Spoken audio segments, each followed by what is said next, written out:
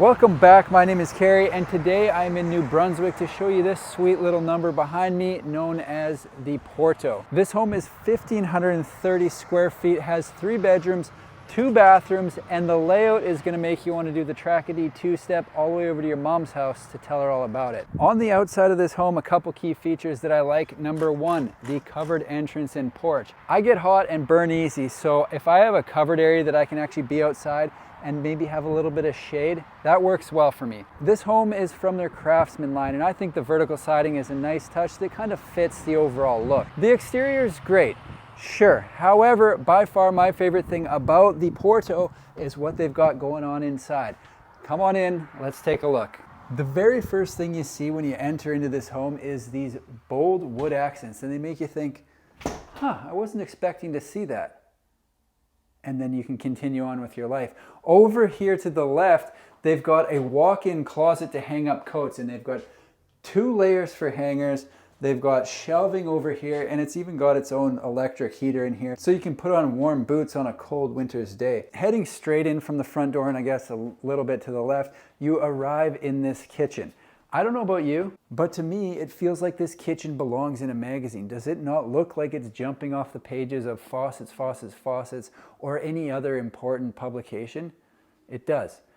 Where do I start in here? There are so many features that I like and want to mention. Let's start with the full tile backsplash and all of these cabinets. Over here, we've got the glass front cabinets. That way, you know when you're running short on cups and either you have to get the scrubby out or start the dishwasher. So we've got that there with 3 shelves, another 2 up there. I'd probably put my more important glasses up there.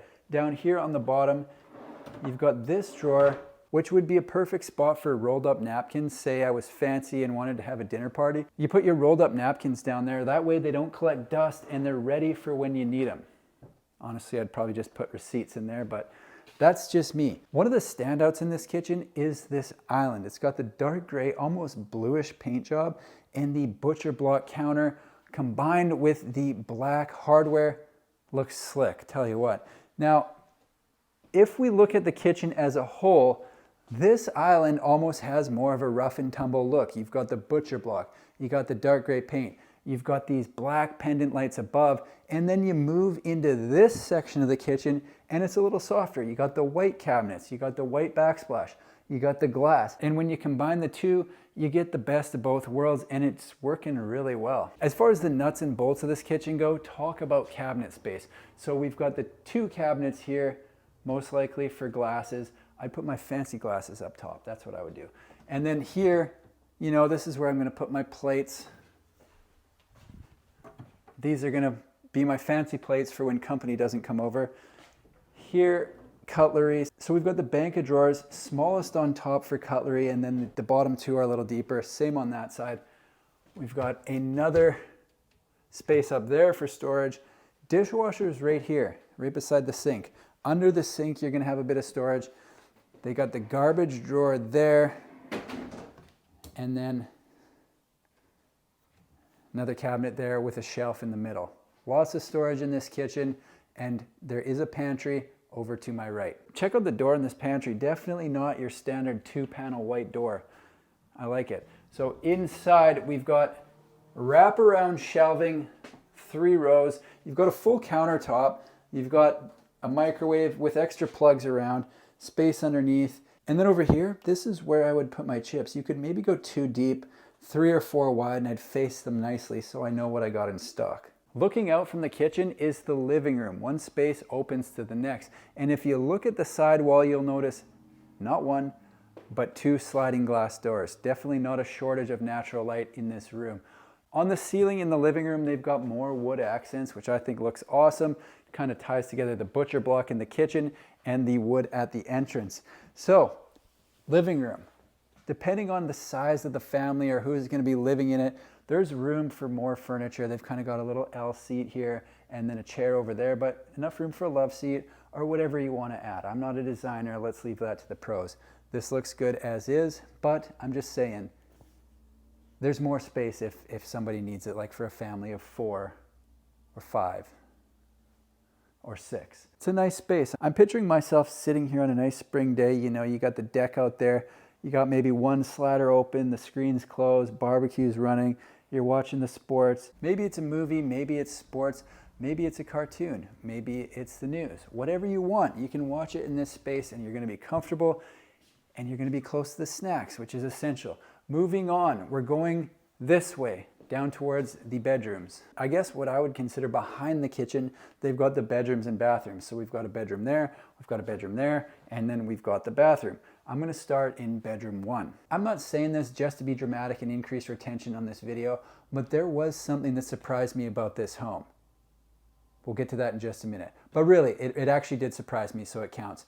This is the smallest bedroom in the entire home. It's about 10 feet by 10 feet. So it's perfect for your least favorite child. This appears to be a double bed. It's definitely not a queen, and then there's a closet over there. It works. Between bedrooms 2 and 3 is the main bathroom. So there's a tub shower unit here, toilet obviously, the vanity with a bank of drawers on either side of the sink, and then there's storage under the sink, lots of counter space, light on the ceiling, light on the wall. There you have it. This is bedroom 2, and it's 11 feet by 10.5, and they've got what appears to be a queen in here with a ton of pillows. Look at all these pillows. There's 7 of them. What are you going to do with 7 pillows? On the other side of the bed over there, they've got the closet. It's a double door closet. So yeah, 11 feet, 10.5, fits a queen bed, possibly a king, with room all the way around the outside. Moving on. If you're sitting there wondering, what was it that surprised them about this plan? Which I imagine very few of you are, because I'm not all that good at building up suspense.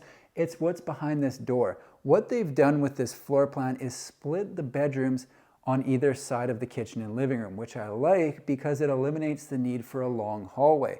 So bedroom 1 and 2 over there, or 2 and 3, depending on how you want to look at it, and the bathroom. And then they've got the main bedroom over here, the laundry room, and an ensuite. So the main bedroom really has its own section of the house, and it's behind this door right here. Welcome to the main bedroom. This bedroom has dimensions of 13 feet by almost 12.5, and you can feel the difference. There's definitely more space in this room. You know, there's only so much that I can say about a bedroom besides the size of the bedroom, the window, and where the furniture is placed, and how big it is, I guess, queen. But what differentiates this is the walk-in closet and ensuite. That's where things really get exciting. Now this is a closet. Before anyone goes out and buys a home like this, you might want to get a few more clothes first, because we've got a place to hang them there. We're hanging them there. We're hanging them full length there, half, and then we've got all of this for shoes and all your other stuff that you're not hanging. More than enough space for anything. And then the ensuite, what has been crowned by me as the #1 bathroom in this house. Guess what? It wasn't close either. We've got a ton of storage with a floor-to-ceiling cabinet there for towels. Then we've got the same storage as the other bathroom under the sink. Back here, we've got this deep tub with a view outside, lights for ambiance, toilet, a must-have in any bathroom, and then you've got the walk-in shower. So this bathroom really ticks all the boxes. It's got everything you need and then some. You could swim laps in that tub. Maybe not, but close. Across from the main bedroom, behind that barn door, this is the laundry room. So you're gonna have washer, dryer down there. Then you've got a spot for your detergents. You've got a window for natural light. This looks like it was hung after the fact, almost like decoration, so I wouldn't expect that to come with the home. As far as laundry rooms go, I don't really know what else you'd need. This is a nice size and would be more than enough room for any of the laundry programs that I'm running. This is gonna get the job done. Heading in the front door, you arrive into the dining room on the right, believe it or not. Open to the living room, and then there's that magazine kitchen. But before I get over there, can't forget about the walk-in closet right beside the front door, which is a very nice touch. Now I'm going to go over, there's the dark island with the wood top that I so much like, and then you can get a look at the white cabinets, white backsplash, and stainless steel fridge there. There's the first sliding door. That's the second, and then we come around into the living room. So let's flip it that way so we can get a look from this angle.